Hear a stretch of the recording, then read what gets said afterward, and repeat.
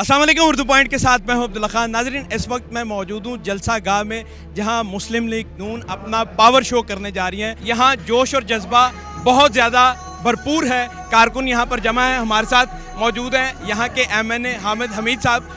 उनसे बात करेंगे इस हवाले से, आज की जलसा गाह के हवाले से। और एक बात सोशल मीडिया पर बहुत गर्दिश है कि इन्होंने स्टेडियम की जितनी भी सीढ़ियाँ थी या बाड़ें थी उनको गिराया था सिर्फ जलसे की वजह से। इस बात में कितनी सच्चाई है, इन्हीं से जानते हैं। अस्सलाम वालेकुम। वालेकुम सलाम। सर, आज के जलसे के हवाले से क्या कहेंगे? इंशाल्लाह सरगोदा का ये जलसा एक नई तारीख रकम करेगा और इंशाल्लाह मरियम नवाज शरीफ का खिताब, मियां हमजा शहबाज का खिताब, सरगोदा में इससे बड़ा जलसा मुल्क की तारीख में इंशाल्लाह पहले कभी नहीं हुआ होगा।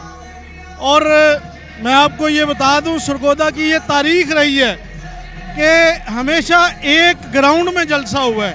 ये हमारा हॉकी ग्राउंड है और ये फ्रंट वाला जो है ये फुटबॉल ग्राउंड है। पहली मर्तबा ऐसा हुआ है कि हमने इसको इकट्ठा करके हमने एक ग्राउंड किया है और इंशाल्लाह ताला ये दोनों ग्राउंड एक मिसाली इकट्ठ होगा।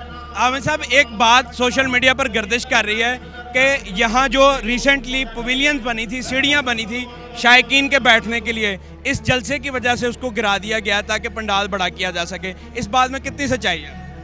देखिए, हमेशा इस तरह हुआ है। हमने अपने 30 लाख रुपया डिप्टी कमिश्नर को जमा करवा दिए, जो इस जलसे के बाद वो रिपेयर करवा देंगे। यानी जो इन सीढ़ियों के लिए अखराजात थे वो आपने जमा करवा दिए, लेकिन इनको गिराया ज़रूर किया। गिराया गया। और जब यहाँ पे 2017 में इमरान खान साहब आए थे तो स्टेडियम का मेन दरवाज़ा जो है वो रिप्लेस हुआ था।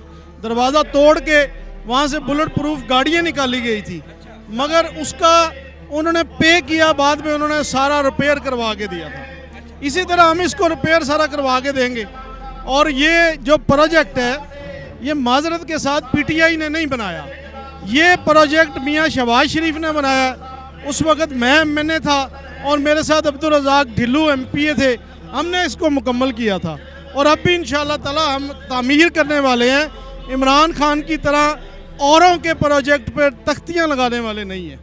मुझे ये हामिद साहब ये बताइएगा, ये दोनों ग्राउंड के अंदर कितने लोग जमा हो सकते हैं, कितने लोग आ सकते हैं? ये मजमा हमारा हज़ारों में होगा इंशाल्लाह ताला। और मैंने कितनी कुर्सी है कि स्टेडियम की जो कैपेसिटी है वो हमारी 20 से 25 हज़ार की है। ये उससे भी ज़्यादा यहाँ पे तादाद होगी और आप देखेंगे, गिनेंगे, आपको सर ही सर नज़र आएंगे। और इंशाल्लाह ताला जब मोहतरमा 2019 में यहाँ सरगोदा में तशरीफ़ लाई थी तो वो उनकी पहली रैली थी जो उन्होंने इंडिपेंडेंट की थी। और यहाँ सेम नाले से लेकर मेरे घर तक उस रैली का रूट था। वो रैली का रूट तकरीबन 15 मिनट का था, जो मोहतरमा ने 7:15 बजे शुरू किया और सुबह 4 बजे फजर की अजान के वक़्त वो मेरे घर पहुंची थी। ये मुस्लिम लीग का गढ़ है, मुस्लिम लीग का शहर है और नवाज शरीफ से प्यार करने वालों का किला है। यहाँ जितने भी लोग देख रहे हैं, आखिरी सवाल करूँगा, उनका जोश और जज्बा मुस्लिम लीग नून के साथ है या PTI के साथ है? जो आम हवा फैली हुई है उसके बारे में क्या कहेंगे?